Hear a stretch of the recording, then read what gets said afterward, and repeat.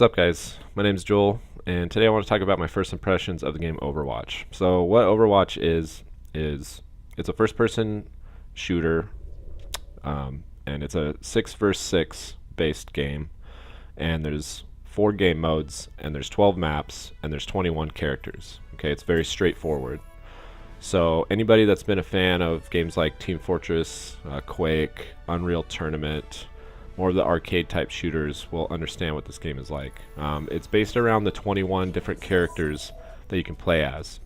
And they're separated into assault, defense, support, and healing. It's not a traditional healer, DPS, tank type of roles though, so get that out of your head.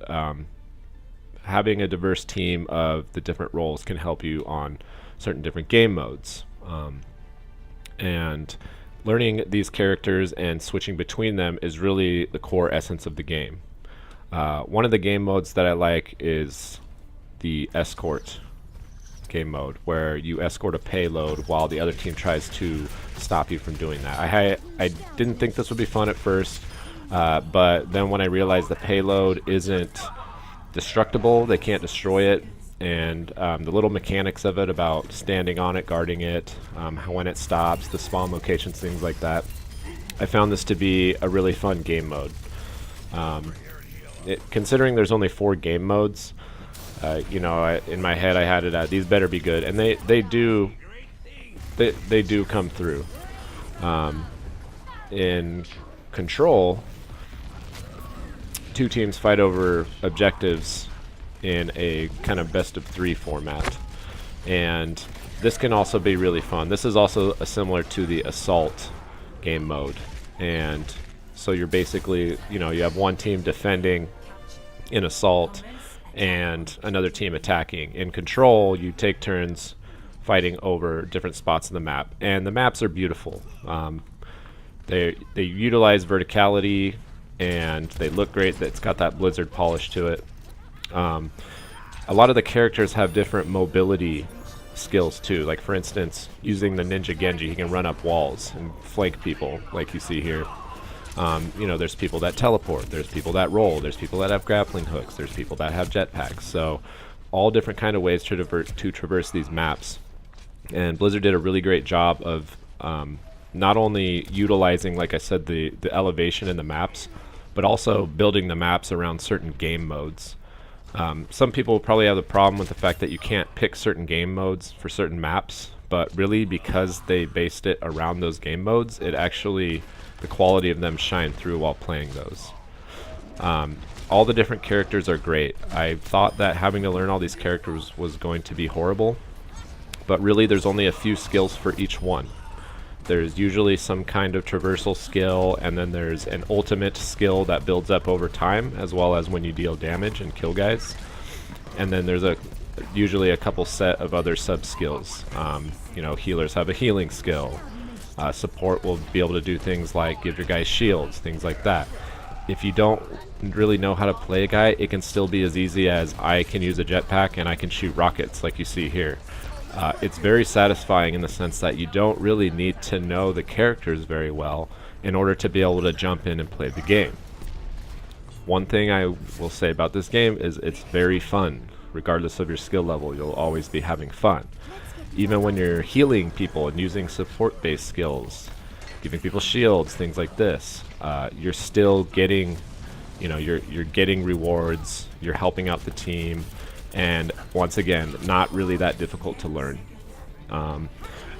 There are some characters that are harder to play than others, but ultimately just messing around and seeing which ones are your favorite when you first start, you'll find the ones that you like and you can just play those. One thing I really like about this game is when you're in a lobby, when you're waiting for a game, you can skirmish with people. I'll talk more about that later. At the end of the game, you'll receive experience points, much like in other shooters, and this will be used to level up your rank. You can see here, it also has this cool play of the game, kind of like a final kill in other shooters, except this can be at any time in the game, which I think is a really neat thing. And also, it can be things like you see here. This was a healing resurrection, so it doesn't necessarily have to be just a big kill streak. It can be, a really valid support skill that happened that helped your team at any point in the game. Really, really cool little feature that they have there, I think. But at the end of the match, you'll receive experience, and based on how you did, how many times you played, if you won or lost, etc., etc. So when you level up, you will receive loot boxes. Now, loot boxes can also be paid for with real money. These are the only microtransactions in the game at the time of the launch. Rest assured, these are not pay to win. The loot boxes only contain customizable options, things like audibles for the characters, skins, customizable spray paints you can use to spray paint the walls in game, things like that. It's all just customizables. You can pay to get these, but ultimately it's not pay to win, so rest assured there's no broken guns or anything. So it's still really satisfying to level up, and if you want to buy them and upgrade a bunch of your guys' skins, you can. Here you can see this skirmish in between finding games, which I think is such a great idea, because not only does it reduce the monotony of having to wait for these lobbies, now you get to experience more with all these characters that you want to get to know and get to learn real well, but you can also learn all the maps while you're shooting around with friends. So it really breaks up the monotony, like I said, of waiting, and I just feel like it's never hard for me to find a game. I hop in, I rarely have to wait a little bit. There's not a bunch of stupid host migrations, things like that. So overall, I would say I really like this game. I had my reservations, and it's come through so far. I always have tons of fun when I play it, win or lose, regardless of which character. I'm just always having a great time. And for me, even though this isn't a deep single player experience, which I like, I like that a lot, this is still it's just fun. It's just 100% you will have fun when you play it, and to me that's very valuable in a game. I would say that maybe if this game will stand the test of time remains to be seen. With only 12 maps and 4 game modes, it could eventually become stale unless Blizzard really pumps out the content.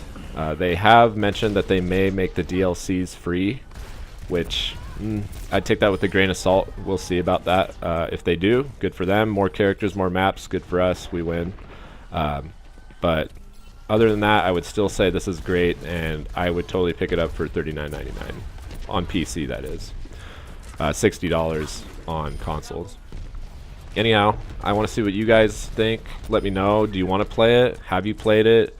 Does it look cool? Do you like the graphics? Do you like the levels? Do you like the different kind of play styles? Do the characters, do they look appealing? How does this game look? Because I think it looked bad at first, but after playing it and experiencing it, I've found that Blizzard has come through again with that extremely good polish of theirs and extremely large budget, and made a pretty decent game that any kind of person, any kind of gamer of any kind of skill level can have fun with. So, like I said, let me know. Let me know if you want to see more videos of Overwatch in the future. Maybe once I get better, I can post some good videos, and I'll talk to you later.